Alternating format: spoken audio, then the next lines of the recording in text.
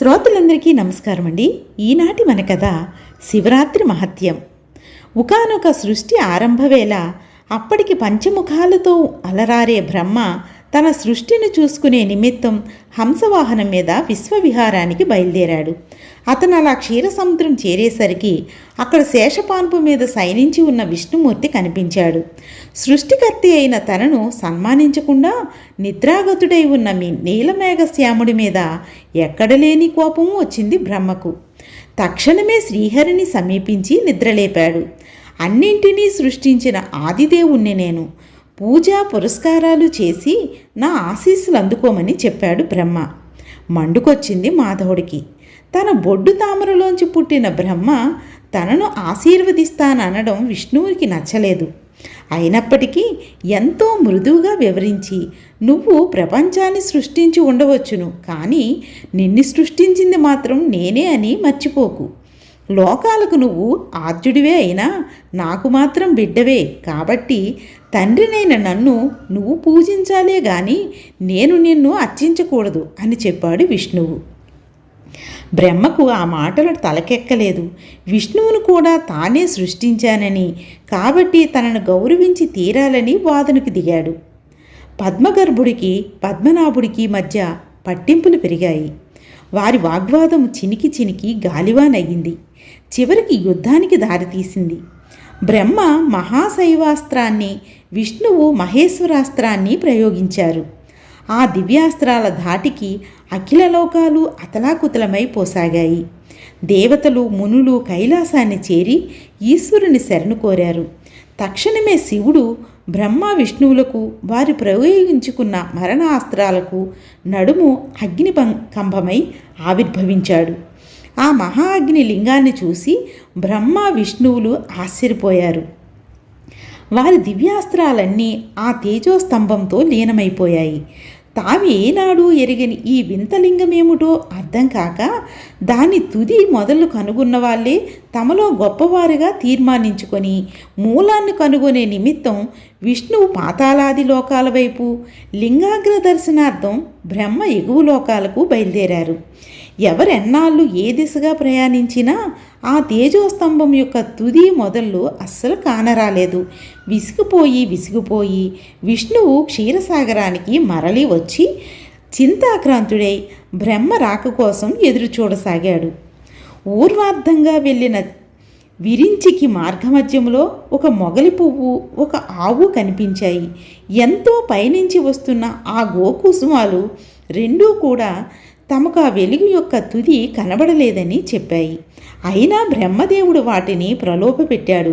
విష్ణువు దగ్గర ఆ లింగాగ్రాన్ని తాను చూసినట్లు చెబుతానని, అందుకు సాక్షులుగా ఉండమని కోరాడు. ఆవు పువ్వు అందుకు అంగీకరించి క్షీరసాగరం చెంతకు చేరాయి. బ్రహ్మ తానా లింగ అగ్రాన్ని చూశానన్నాడు. అవును అంది మొగలిపొత్తి. ఆవు కూడా అది నిజమే అన్నట్లుగా తల ఊపింది. కానీ అబద్ధమన్నట్లుగా తోకను అడ్డంగా ఆడించింది. విష్ణువు అది గమనించలేదు. బ్రహ్మ గొప్పతనాన్ని అంగీకరించి అతగాడికి నమస్కారం చేయబోతుండగా అంతవరకు విశ్వాంతరాలుగా వ్యాపించిన నిష్కళారూపమైన ఆ వెలుగులోంచి, ఆగు నారాయణ ఆగు, బ్రహ్మ చెప్పేది అబద్ధం అంటూ సకలామూర్తి వెలువడ్డాడు శివుడు. అసత్యమాడిన అజుడిపై ఆగ్రహించాడు. తక్షణమే భైరవుడిని సృష్టించి బ్రహ్మకు శిక్షించమన్నాడు. భైరవుడ బ్రహ్మ యొక్క 5 తలల కాయములోనూ ఒక దానిని గిల్లివేశాడు. చతుర్ముఖుడిగా మిగిలిన బ్రహ్మకు గుడి గోపురాలు కానీ పూజా పునస్కారాలు కానీ లేకుండా పోవాలని శపించాడు శివుడు. కూటసాక్ష్యం పలికిన నేరానికి మొగలపువ్వు తన పూజకు పనికిరాకుండా పోవాలని శపించాడు శివుడు. అనంతరం ఆవు వైపు తిరిగి, తలతో అసత్యాన్ని, తోకతో సత్యాన్ని పలికావు, కాబట్టి నీ ముఖము కంటే నీ పృష్ఠం వంద్యమవుతుందని చెప్పాడు. అటు మీదట సత్యశీలి, సత్యప్రధానుడు అయిన శ్రీహరిని మన్నించాడు. ముల్లోకాల తనతో సమానంగా గౌరవింపబడేటట్లుగా అనుగ్రహించాడు. శక్తుడైన బ్రహ్మ పశ్చాత్తాపంతోనూ, అనుగ్రహపాత్రుడైన విష్ణువు భక్తి ప్రపత్తులతోనూ ఈశ్వరుణ్ణి అనేక విధాలుగా ఆరాధించారు. వారు చేసిన పూజా మర్యాదలకు పొంగిపోయాడు భోలాశంకరుడు. ఆ ఆనంద వేళ ఆయన బ్రహ్మ విష్ణువులిద్దరినీ దగ్గరకు చేర్చుకొని, మీరిద్దరూ కలిసి ఈనాడు నాకు చేసిన ఈ పూజతో నేనెంతో సంతుష్టుడయ్యాను. దివ్యమైన ఈ సమయం నాకు అత్యంత పీతృపాత్రమైన అయినది. ఇక నుంచి మహాశివరాత్రి నామంతో ప్రసిద్ధమవుతుంది.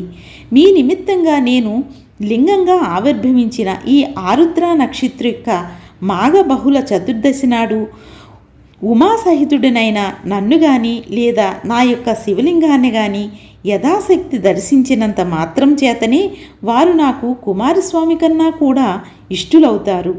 ఈ క్షణం నుంచి ఎవరైతే నన్ను శివరాత్రి నాడు లింగాత్మకంగా కానీ మూర్త్యాత్మకంగా కానీ ఆరాధిస్తారో వాళ్ళు పురుషోత్తములవుతారు. ఈ మహాశివరాత్రి ఒక్క రోజున ఆ అహోరాత్రుల ఉపవాసం ఉండి ఇంద్రియాలను అదుపులో ఉంచుకొని త్రికరణ శుద్ధిగా విధి విధానంగా నన్ను ఆరాధించిన వారు ఒక సంవత్సరమంతా నన్ను పూజించిన ఫలాన్ని పొందుతారు. ఈ సమయం శివప్రతిష్టకు శివ కళ్యాణానికి అత్యంత శ్రేష్టమైన ముహూర్తంగా పరిణమిస్తుంది. నేను లింగరూపాన అనుష్కృతుడైన ఈ ప్రదేశం లింగస్థానం అనబడుతుంది. ఆద్యంతాలు లేని నేనైనా అనల స్తంభం ప్రకటించబడిన నేల అరుణాచలంగా ప్రసిద్ధమవుతుంది. ఇక్కడ శివస్మరణ చేసిన లింగారాధకులు ఖచ్చితంగా సాలోక్య, సామీప్య, సారూప్య, సాయుధ్యాది మోక్షపదాలను క్రమశః పొందగలుగుతారు. ఓ పద్మాసన, పద్మనాభులారా, అత్యంత మహిమాన్వితమైన ఈ శివరాత్రి నాకు పరమ ప్రీతికరంగా గుర్తించి ఎవరైతే జీవితమందు శివరాత్రి వ్రతదీక్షలై శివరాత్రి నాడు నన్ను ఆరాధిస్తారో వాళ్ళు భవబంధాల నుంచి విముక్తులై సత్వరమే కైలాసాన్ని చేరుకుంటారనడంలో ఏమాత్రం కూడా సందేహం లేదు అని బోధించాడు పరమశివుడు. అందుకు సంతోషించిన జనార్దన జలజానసునుల జంగమయ్యకు మరింత వినమ్రులై, ఏ జానగమ్య జగన్నాథ, నువ్వు నన్ను అనుగ్రహించిన శివరాత్రి వ్రతాన్ని ఎలా ఆచరించాలో వివరించమని అని కోరడంతో పురహరుడిలా చెప్పడం ప్రారంభించాడు. శివరాత్రి నిర్ణయం: ప్రతీ నెల బహుళపక్షంలో వచ్చే చతుర్దశి తిథిని మాస శివరాత్రిగాను, మాఘ బహుళ చతుర్దశిని మాత్రం మహాశివరాత్రిగాను గుర్తించాలి. ఏ రోజైతే బహుళ చతుర్దశి తిథి అర్ధరాత్రి వరకు ఉంటుందో ఆ రోజు మాత్రమే శివరాత్రి జరపాలి. మహాశివరాత్రి మంగళవారం రావడంతో ఎంతో మంచి విషయంగా చెప్పబడుతుంది. విన్నారు కదండి శివరాత్రి ఎలా జరపాలో, శివరాత్రి మహత్యం యొక్క గొప్పతనం. ఇక కథ కంచికి మనం ఇంటికి. నమస్తే.